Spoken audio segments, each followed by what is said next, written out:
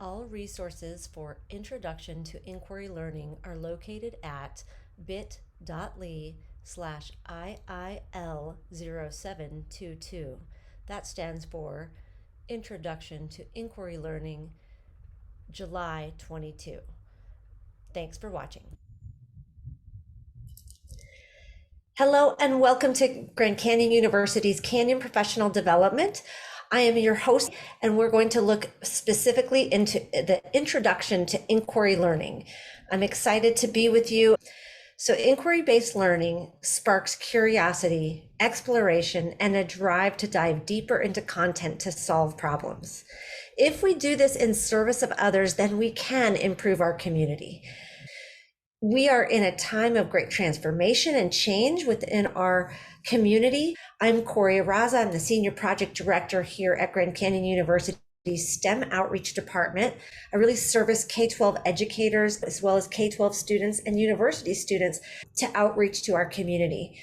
I was in the K-12 classroom for over 17 years, actually, in education, STEM education, maker spaces, English as a second language, Spanish, and English language arts. So I'm here to tell you that even if you are not a science or a math teacher, STEM education and inquiry-based education is for all of us. I think the new word of the day is creativity. And if our students can embrace the creative process, folks, they are going to change our future.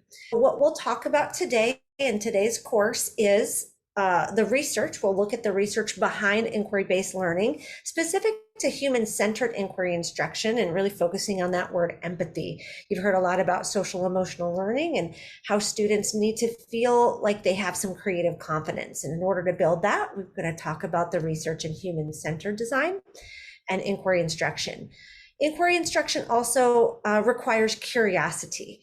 So we'll talk about how we can help our students explore new topics and things that are interesting to them, perhaps have a goal and a drive toward that goal, explore a new challenge and or a passion project.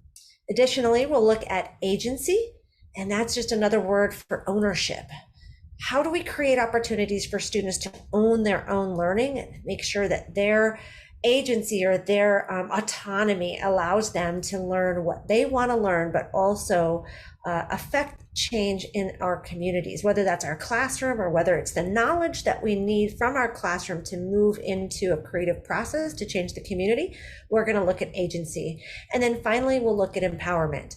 Inquiry-based learning really doesn't hold that status until we empower others with what we're learning. So that public demonstration of learning or understanding in front of others, not just the classroom, that really is the marker of inquiry-based instruction.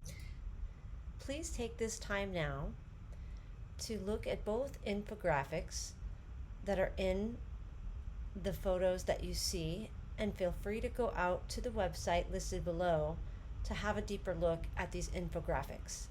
We start with research about generations, not only the generation that we're from, but also the generation that we are teaching. Notice across the spectrum how times have changed and how teaching has changed based on the infographic information.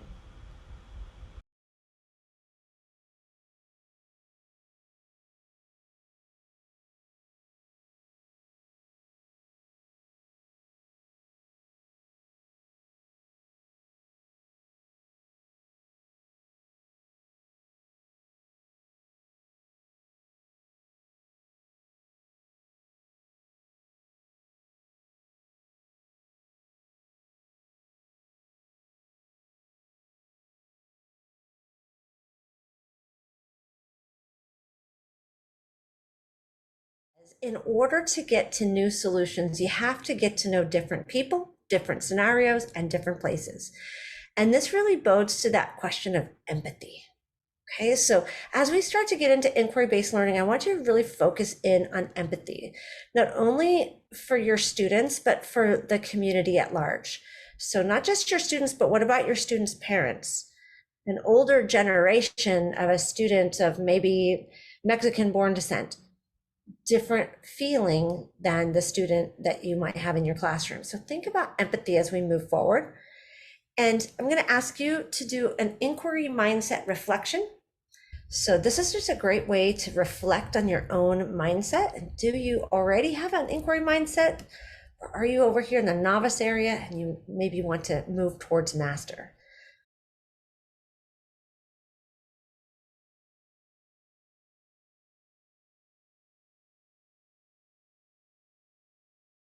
That activity was something for you to reflect on you and your feelings about how you instruct. And I think reflection is really important for yourself first, because it allows you to understand how important it is that we take time to reflect on their learning, on who they are and what they are interested in learning.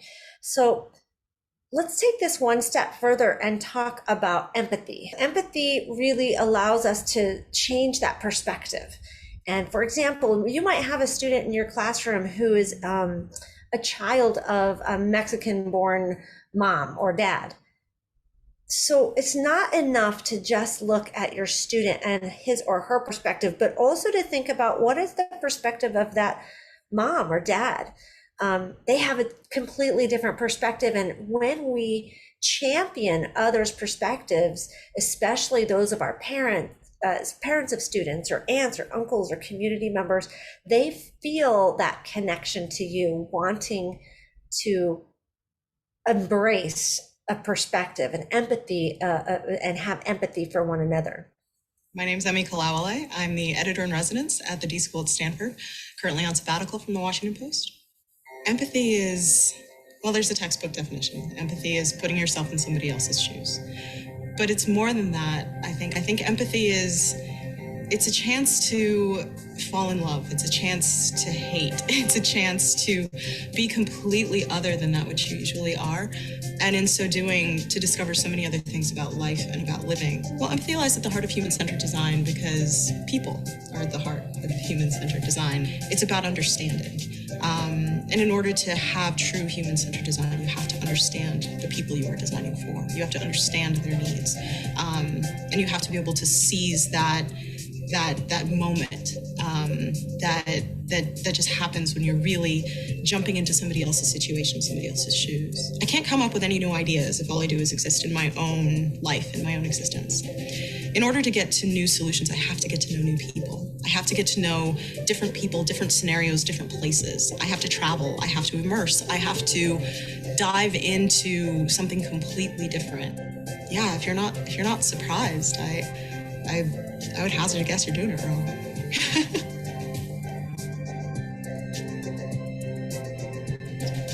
I highly recommend this website. They have so many design kits for methods and mindsets to really get you in the spirit of inquiry-based learning. They really focus on human-centered design, but there's such a crossover with human-centered design and inquiry-based learning, because ultimately we are inquiring about solving a problem in service of others. And perhaps you're inquiring about solving a problem for yourself. If you want to create some intellectual property or innovate something that can go to scale in a business model, you're going to need the perspective of others. And so starting with empathy is paramount. Another way that you can look at inquiry-based learning and really start to think about the mindset of inquiry is the engineering design process. Now, I talk a lot about this in my STEM courses, but I really think the engineering design process is a fabulous way to engineer whatever problem you're dealing with right now. Even if students are squabbling in class, you can use the engineering design process to solve that problem. First, you're looking at that stakeholder input. And again, that's that human-centered design concept of empathy, right? What do we need to know from that person in order to design or solve a problem, right? Design a project or solve a problem. So this inquiry mindset really does have to do with imagining solutions, defining the specifications of those solutions, planning, building, and maybe designing something to solve a problem. And again, this is a little bit different than inquiry mindset, but it really, it works here, because if you're going to plan or build or design or draw, you need to think about what others need from your product and then test and revise it. We share and we reflect. So I really think that this has a lot to do with our inquiry mindset. If we can think about a process of design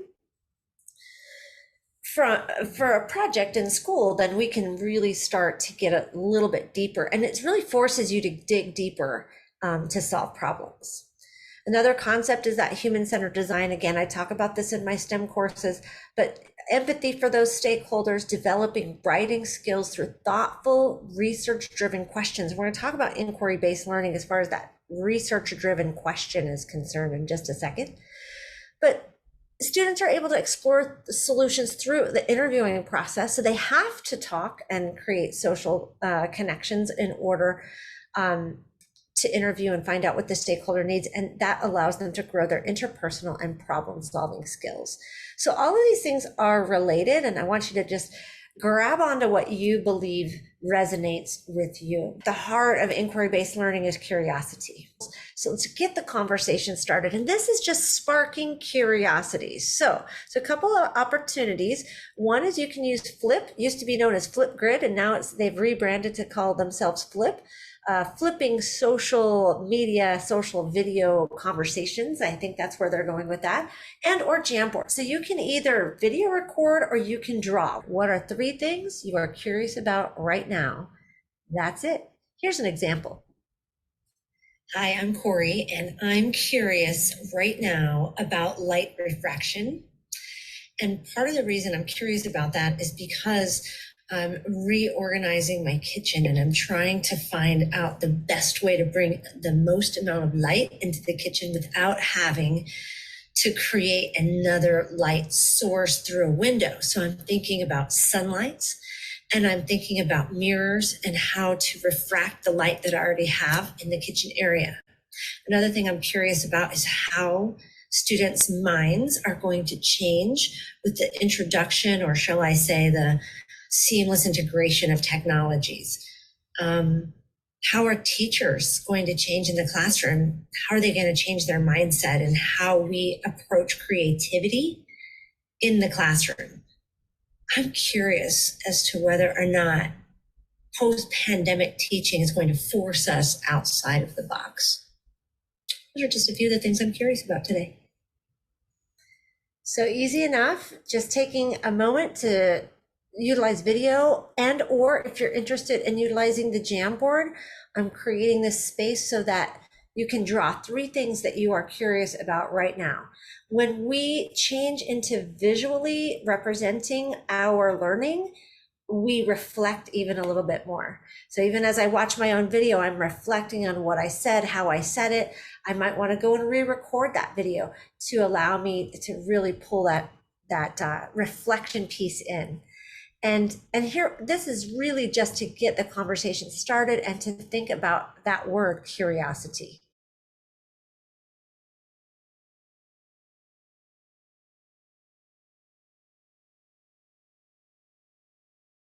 Challenge. Which part of inquiry-based learning are your students going to be directed towards? Explore a passion, set a goal, take on a challenge. So you do need to have some time to think about what it is that you would like your students to do. So if you want to explore a passion, and I say this as a teacher, you can guided inquiry, you can take them through your own passion and have them explore that with you, just so that they get an idea of how to learn more about that passion.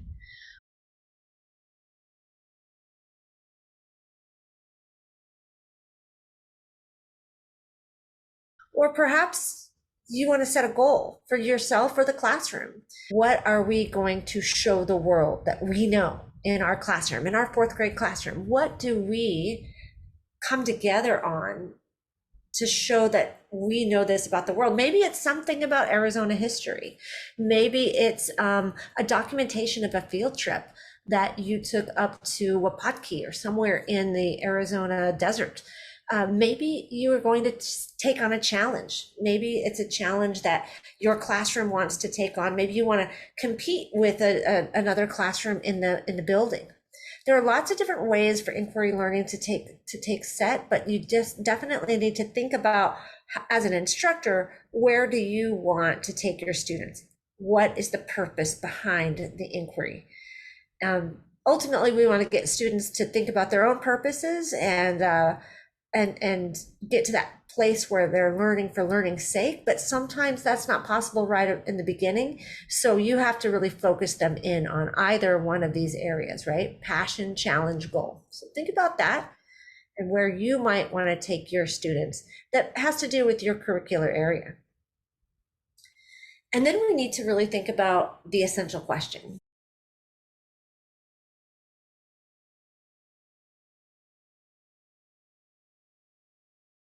Let's look at questioning strategies just for a minute here. If you look at this document, it helps you here. It says, okay, you've got a content. So you take your content, and that could be your passion or your challenge or your goal, but ultimately you've got content that works with that. So let's say we have our content is nutrition. Questions that hook could be, well, can what you eat help prevent acne? I'm interested in knowing that. Questions that lead, what types of foods are in the food groups? Okay, so that's leading your students towards answering that question. And the questions that guide, what's a balanced diet? Not sure. How can I find information about that? And then ultimately, how does that move into inquiry? What should we eat? So this is just a quick activity, and I would love for you to create some more questions by increasing this table by 1 or 2 rows to include your content area. So here's a few examples, and then include your content area. Now, ultimately, where you'd love to head in inquiry-based learning is that students start to come up with those questions. So you ask them to come up with a content, a question that hooks, a question that leads, a question that guides, and then an ultimate essential question for inquiry. And this is just a quick overview of what it is, an introduction to inquiry-based learning. If you want more on inquiry-based learning, absolutely reach out and we can dive a little bit deeper. But this is a pretty challenging part of inquiry-based learning, is really coming up with those questions and strategies to create essential questions for inquiry.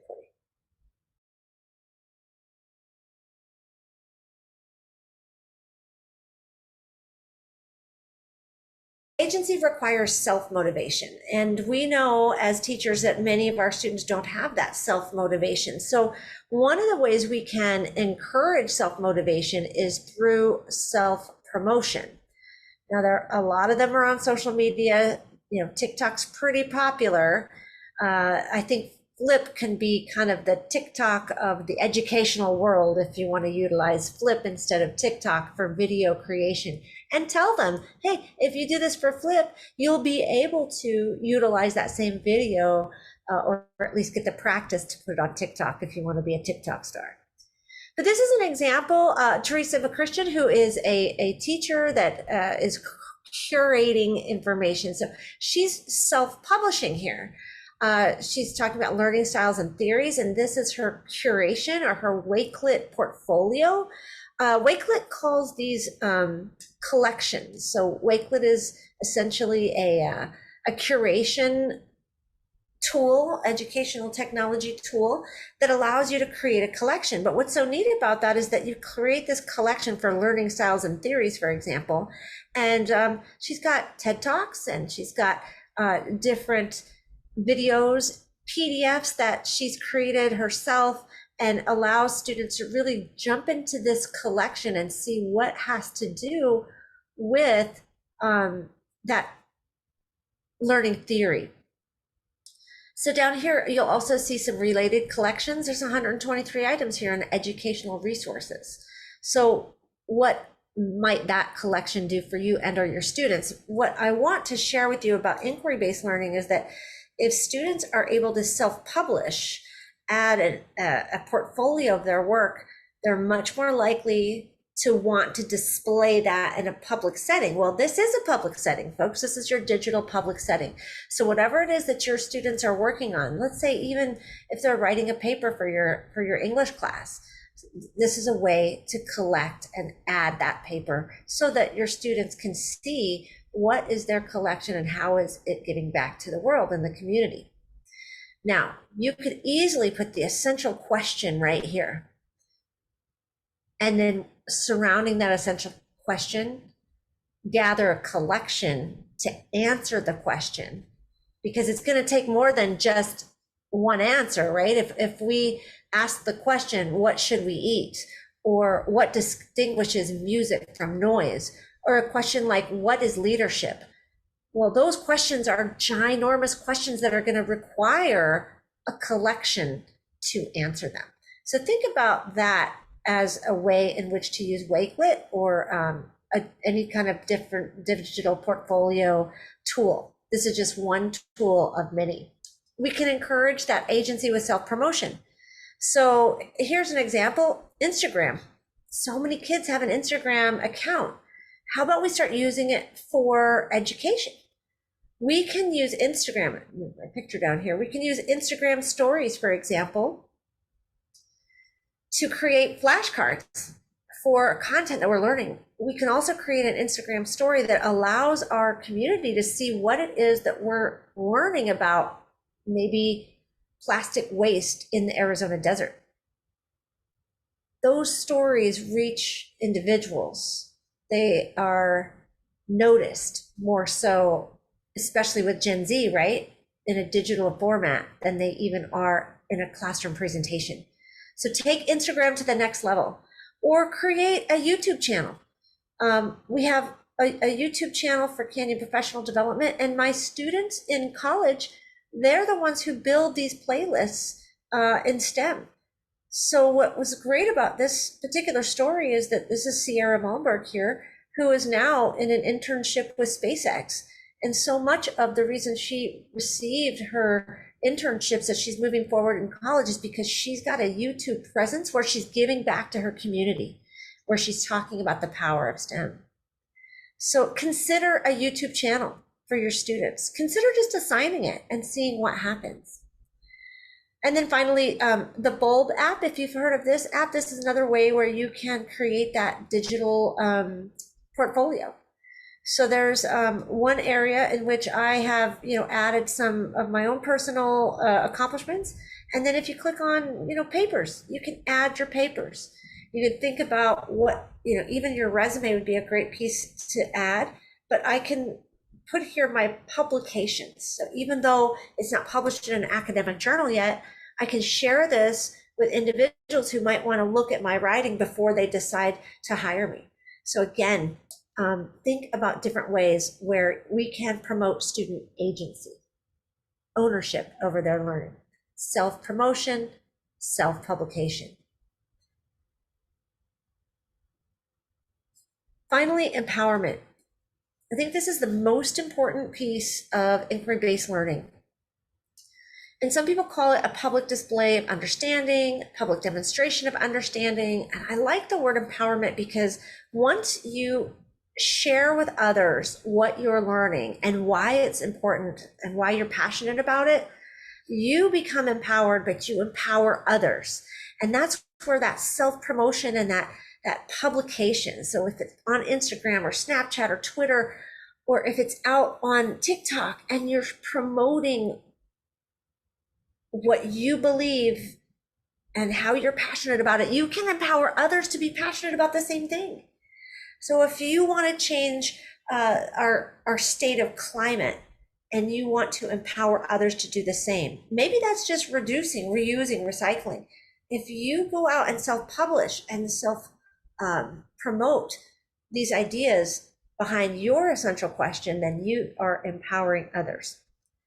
So a very simple way to do this with your students, empowering them to take that essential question and move it one step further. There's three strategies for writing a better resume. The so what test is a really great concept of, well, what did you do that helped others? Or what did you do that allows me to see your public display of understanding? What did you do to empower others? And then record that on the resume. The more simple we can become in our message, I think the better we can portray who we really are. And I love what she says here. Times have evolved. There are other ways to highlight your work. LinkedIn is the obvious one. GitHub is useful for engineers. More and more we see candidates creating personal websites to showcase their experiences in interactive visual ways. We just saw that Gen Z and Gen Alpha are visual learners.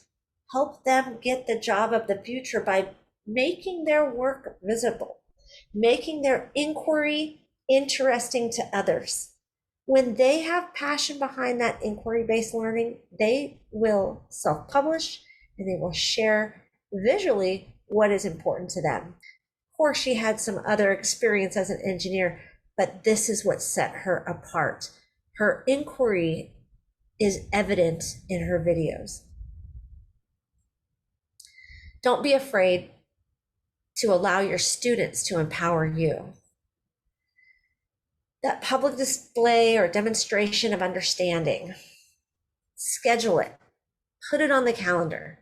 Better yet, have your students put it on the calendar. Have them make you accountable for showcasing their learning.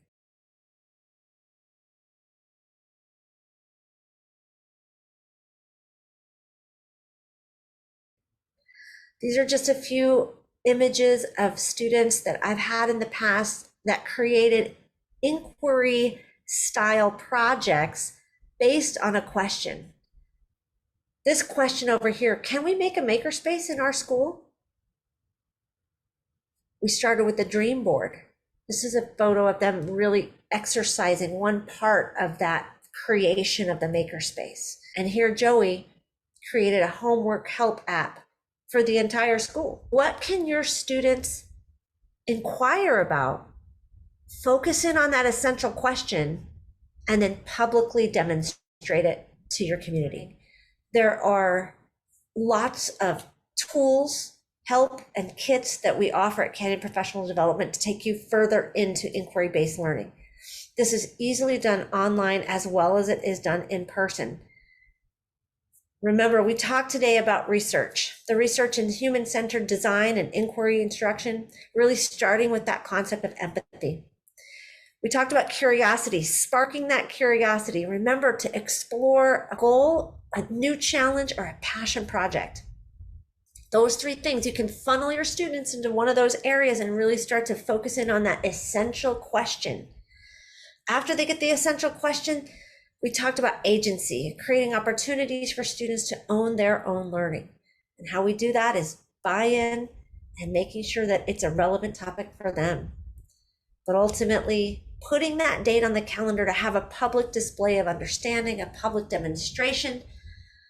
That learning needs to be visible by others and it needs to be interactive. So whether that's an Instagram post or a YouTube video or a TikTok where there's comments going back and forth and reflection, those pieces will empower your students to want to make a difference in our world and make their education even deeper and stronger. So hopefully you were able to take something away from today's Introduction to Inquiry-Based Learning course. Think about what it is that you're taking away. If you're watching online, write those down. Whether it's on a Post-it note, a piece of paper, or in Jamboard, or maybe in Google Keep, write it down and think about it as you move forward as an instructor. How will you take at least one tool that you saw today and use it in your classroom tomorrow? Our why is to empower, educate, and inspire our community so they take action to fulfill their purpose and serve others.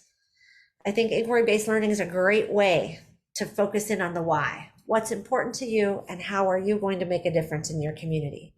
We want to empower others in service and to fulfill their purpose.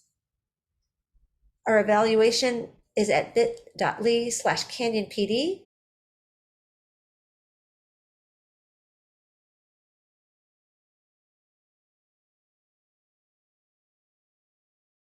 We offer free PD at that YouTube channel that I discussed earlier. Don't forget that at canyonpd.com, we have more courses in inquiry-based instruction. So please jump on over there, see what we have, and see how we can help you at your school.